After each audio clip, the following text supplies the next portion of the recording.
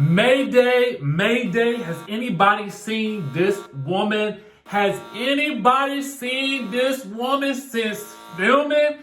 Because LaToya says she had to escape to Canada after the events of Bologate 2020. Okay, what's up, y'all? It's your boy DJ Richie Skye. We are back with another video, and yes, you know what? Shout out to my boy Shamari. I had to start out this video with this wanted poster of Tanya because honestly, it was like one of the shadiest moments of the night on a night filled with a lot of shade. Okay, we're gonna talk about the episode. I feel like I haven't even processed it fully, to be quite honest with you, because there was a lot that happened, a lot of different scenes. It almost seemed a little disjointed, but I don't want to get ahead of myself. We ain't rating the episode yet. Gotta talk to you guys about the headlines. It's your boy DJ Richie Skye back with another video. We are back in the building. Yes, it's another Monday and we are recapping Real Housewives of Atlanta. And then right after this, you guys will be able to catch my recap of Married to Medicine. Okay, but first things first, let's get into what happened last night. What are the headlines that came out of this? Okay, now I have to forewarn you. I will not be discussing Kandi's speak on it. We're going to talk about that tomorrow because we got some headlines coming out of that too, okay? We're going to really focus on the episode and really what happened on Watch What Happens Live last night, okay? So we'll get into all of that good stuff right now. So the headline reads, Kenya Moore reveals some shocking details about her childhood, okay? This involves a problematic dating situation when she was 15 years old, okay?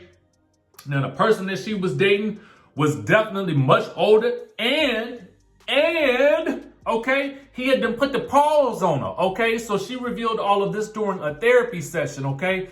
It was some stuff. Now, if she had ever talked about this stuff before, I did not know about it, okay? I must have closed my eyes during that scene or blinked or went to the bathroom or something like that, but I had never heard her discuss these things before. And so it was a real revelation for me, I think, and for a lot of people. And I think it confirmed a lot of things that a lot of us have been thinking about Kenya Moore over these past couple of weeks. Anyway, but we'll get on to Kenya Moore in just 1 second, okay? Because there's more to deal with her in terms of the headlines. Kandi also confronts Kenya on her relationship with Marc during her appearance on Watch What Happens Live. She was on that good Watch What Happens Live with that good Dr. Jackie, okay? Now, Kandi says, when asking about the relationship with Marc, he says, what is going on with you guys? The story changes every time I talk to you. And I was thinking the same thing. I feel like the story changes every time the man's name is brought up on the camera, okay? And I'm still trying to figure out what's the deal? What's real? What is the actual tea with this situation? Again, if this was real life, I wouldn't care, okay? And so for those of you guys who are always going to say, well, why do y'all care so much? Because it's on the television and it's on the show and it's being talked about and it's in the news, okay? So we got to talk about it, okay? Now, she says this. She says that Marc withdrew his request for alimony, which we had discussed already. She says that they misinterpreted the New York law on the show. Okay, why her lawyer would do that on the show. How do you misinterpret? Is that, I'm not a lawyer, okay? But any lawyers, any people that work in the legal profession, is that common to misinterpret the law from another state? I mean, I don't know, okay? And then to do it on national TV, because that don't really make you look that good in terms of your practice. That's all I'm gonna say about that. Anyway, she said that he is still not filed in Georgia, nor has he asked for alimony or payment, okay? And when Kenya answered that question to Kandi about why the story changes every time I talk to you, she says that it's like that when emotions are involved.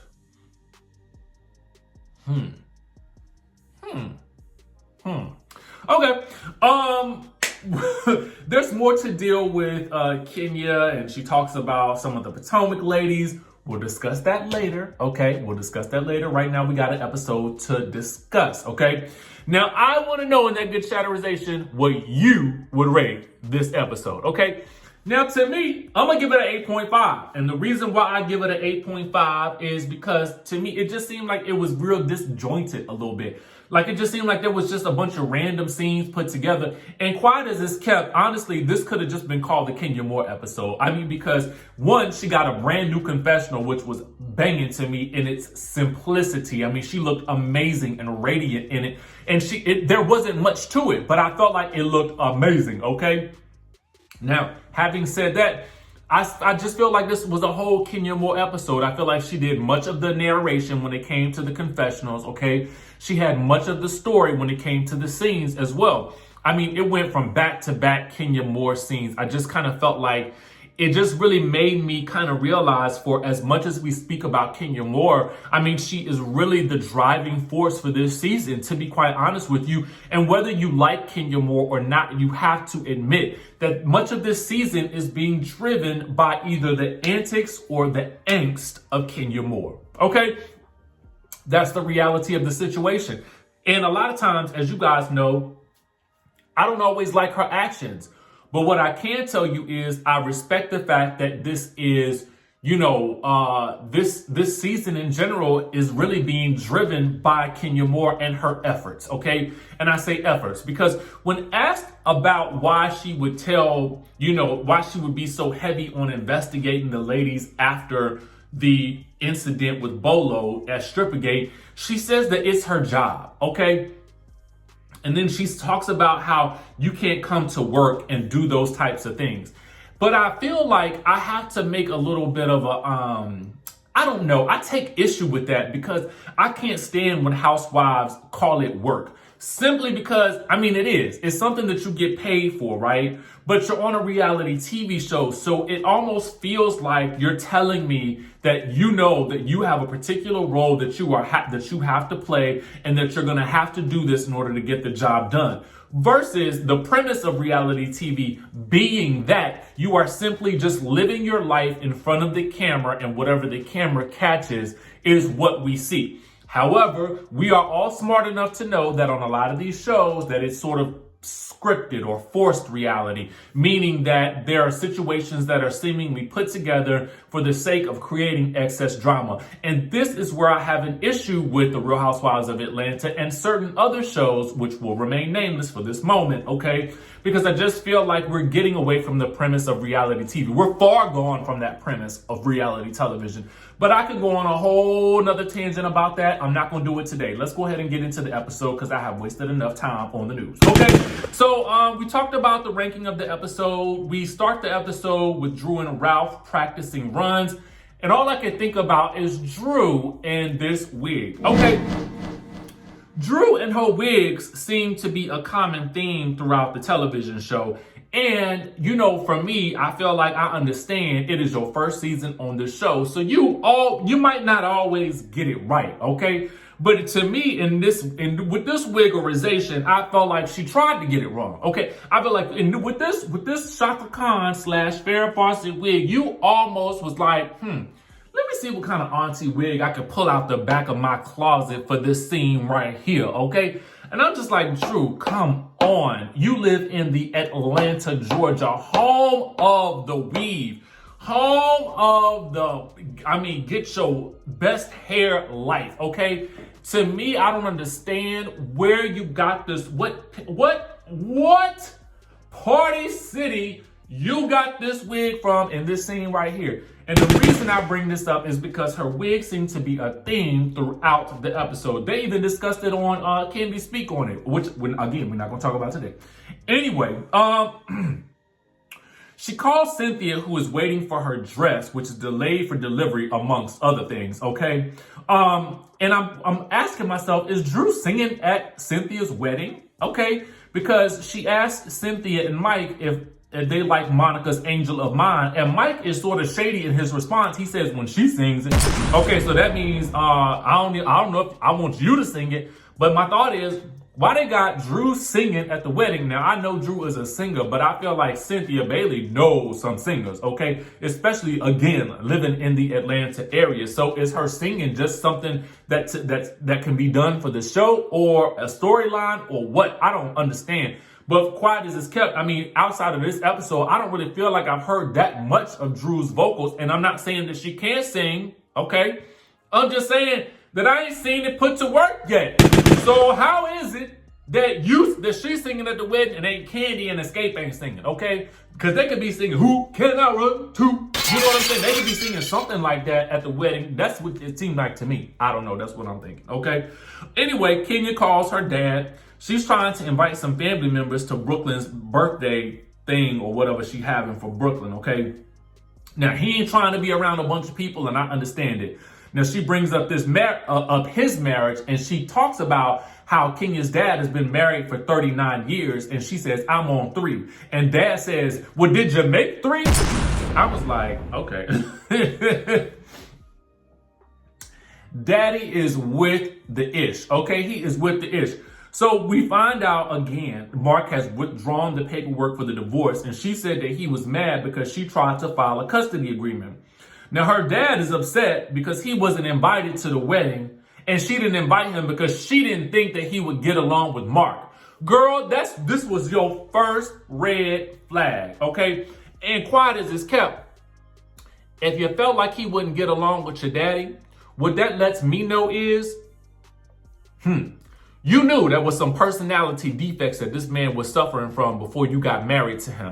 Because otherwise, it seems like you would want your daddy to meet the man that you about to marry, okay? So if you already know that your daddy and him wouldn't get along, that means you know that this man has some prickly habits or some prickly characteristics that you can't even bring him around your family members, especially your dad, okay? That just kind of was like, ooh, this is deep right here. Okay, this is real deep. And don't worry, for those Kenya Moore fans, we got more of her coming up, okay? Now, her daddy has to school her. He says, if ain't no communication, it ain't no relationship. And this is the first time we're given a glimpse at her new confessional, which I am completely in love with. It's simple, elegant, the colors, it's just wow, magnifique, okay? So then we get Kenya and Drew and the sing-off, okay? They sit down for dinner. Drew immediately gets into why things went left with her and Kenya in Charleston. Kenya was disappointed in the whole realist and fakest situation and went in on her. And Drew was disturbed already about the private jet. Now, this is where things get kind of weird, because Drew says the final straw, which is what kind of sets Kenya off. Now, this is when they get into the little sing-off about not letting each other speak. And Kenya manages to change the subject. She says, how's your husband? Drew goes back and says, it was hard for me to leave my daughter. And Kenya was like, well, why are we still talking about this? And quiet as it's kept, I was thinking the same thing. Drew, let the mouse go. Let it go. Let it go, Elsa. Let it go, okay? Now, I wrote in my notes, I'm on Kenya's side on this one. And it doesn't end well, and Kenya offers to pay, okay? Now, at this point in time, Drew, I would have let her pay. Girl, go ahead and pay this $50 for this meal, because that's all it was, okay? Go ahead and pay, because you done wasted my time today. That's what I would have been thinking if I was Drew. But Drew is like, no, I'm not going to let this girl pay for me. She's not going to talk about me later like I can't pay for myself. And then at this point in time, we get the whole confessional where Kenya was like, well, you know, only broke B split checks. And you guys know how I feel about that already. We've talked about it anyway. Here's the thing that I don't like about this whole situation is later when we watch the speak on it, and again, I'm not going to go too deep into that because there's something else that I want to talk about it with tomorrow. But Kenya does let us know that the thing that she couldn't talk about was, you know, baby Brooklyn and the custody situation. And she felt like Drew kept bringing up the baby and the custody situation, which she already knew Kenya could not talk about, which is what set Kenya off in Charleston and what also set her off in this scene right here that we did not get a chance to see because it was cut out, okay? Anyway, we learned that Cynthia is 3 days away until the wedding, or was it 3 weeks? I think it was 3 days at this point. And she's heading out with Mal. She's losing bridesmaids, okay? She's losing a lot of her bridemaid, groomsmen. Noel's dress don't fit. Mike ring don't fit. The mama's dress didn't make it in time. There's a hurricane coming. It's just a lot of things going on with this wedding, okay? Mal ends up getting a text about page 6 and wants to know who was doing the do in the room with the bolo, okay? Cynthia claims not to know who leaked the press, but she does know who was the most pressed. Okay? She doesn't say her name in the confessional. So finally we get to Marlo's Hoedown Harvest event, okay? Kandi immediately brings up the link, the link to the article in page 6. We get some flashes of a lot of other publications like our friends over at the Jasmine brand. Shout out to our girl Monica from All About the Tea. A bunch of people got mentioned with this whole situation, okay? Now, Marlo in her confessional mentions that they should have signed NDAs before they got into this whole situation. And Kandi, listen, you know about the NDAs because y'all talked about those threesomes, okay, on the bus ride up. So if you knew that you was bringing over this man for the bachelor party, okay, or the bachelorette party, then you probably should have brought some NDAs so the girls could have had to sign them ahead of time. You know what I'm saying? So that nobody could have leaked the type of stuff to the press. But I'm sure looking back in hindsight, Kandi probably didn't know that the thing was going to jump off quite like that, okay? But Kandi should have experience because she has had the dungeon on tour, okay? So she should know what go down in the dungeon, okay? Especially if she got to say what goes on in the dungeon and stays in the dungeon. The only way to do that is to sign an NDA, okay? Anyway, Kandi's mad about the articles because they mention her and Todd, okay? And a lot of articles seem to always go back to her and Todd and their relationship being so free and so open and stuff like that. And I really think a part of it is because she is so free and open, and a lot of people aren't used to that when a woman is married, okay? That's kind of what I think about it. Like, I feel like there's nothing wrong with their relationship the way that it is. I feel like people just aren't used to talking about it so openly, okay? And they're not used to other people talking about it so openly. The producer asked Kenya who she think leaked the story. Kenya says, well, it was definitely an inside job. Duh. Okay, duh. Was it the inside of your lips, girl? Because to me, it seems quite obvious who leaked this. And, if it wasn't a producer, who else could it have been? Okay. LaToya comes in and immediately asks about the article. And she talks about in her confessional about how when Kenya gets angry, she turns into the devil. And she believes that Kenya leaked the article. Now, if your girlfriend, okay, your girl crush is telling us this same thing, then girl, it's probably you, okay? And if Cynthia is in her confessional telling us who the most pressed person was, girl, it was probably you, okay? Everybody know. Porsha think it was probably her. I mean, I think we all know what's up, okay? We all know what's up. Anyway, LaToya then tells the girls that Tanya has fled to the good Canada, okay? Because she would know because she's from Canada, okay? And this wanted poster, let me tell y'all something. I was through, okay? I'm through with production at this point. Y'all knew y'all was shady for that. Y'all knew how, let me tell you something. That was the shadiest moment of the episode. If not the season, okay?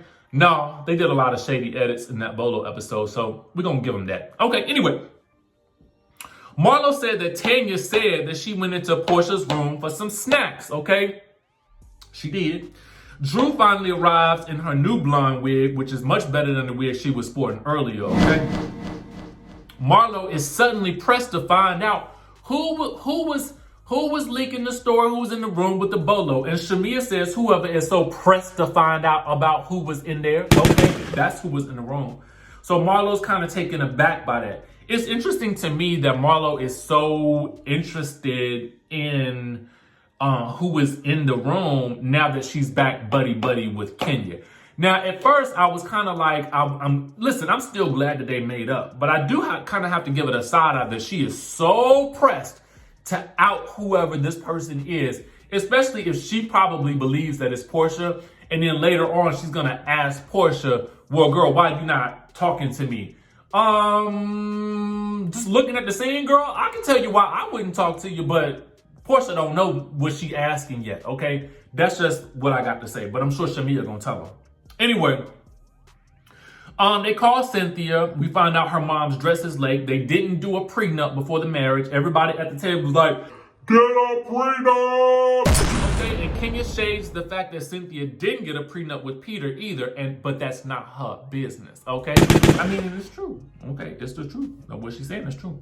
Drew and LaToya somehow get into it. Porsha is running several hours late. She drove way past the place, okay? Kenya calls Drew Storm for wearing that platinum blonde / white wig, okay? They're on the hayride, okay? And this is where things started to get real choppy for me, okay? Latoya asks about Kenya and Drew's dinner. Drew says it ended early. Kenya mentions that most of the ladies felt like Drew was coming for her in Charleston. And surprisingly, I saw, she says that Kandi felt like that. So obviously, as Kenya states in the speak on it, there was a lot that was cut out of that incident in Charleston, okay? Half the ladies end up leaving because they have been there all afternoon. Porsha finally arrives as the last half of the group is there, and that's Porsha, Drew, Shamia, and Marlo, okay?